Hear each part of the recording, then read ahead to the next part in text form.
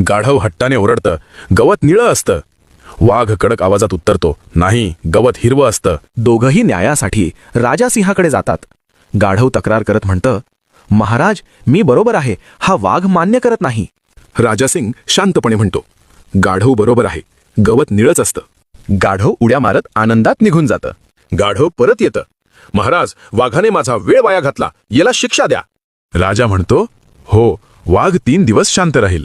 गाढव निघून गेल्यावर वाघ म्हणाला, महाराज, गवत हिरवं आहे हे तुम्हालाही माहीत आहे. राजासिंग शांत पण ठाम स्वरात म्हणाला, हो, गवत हिरवं आहे, पण प्रश्न गवताच्या रंगाचा नव्हता. प्रश्न हा होता की तू एका मूर्ख आणि हट्टी प्राण्याशी भांडण का केलंस? ज्याला सत्य समजतच नाही त्याच्याशी वाद घालणं म्हणजे स्वतःचं शहाणपण वाया घालवणं आहे. जगात काही लोक सत्य पाहूनही मान्य करत नाहीत. त्यांच्याशी भांडण केल्याने सत्य जिंकत नाही, तर आपलीच शांतता आणि ओळख हरवते. मूर्खाशी भांडण करणारा शेवटी स्वतःही मूर्ख ठरतो.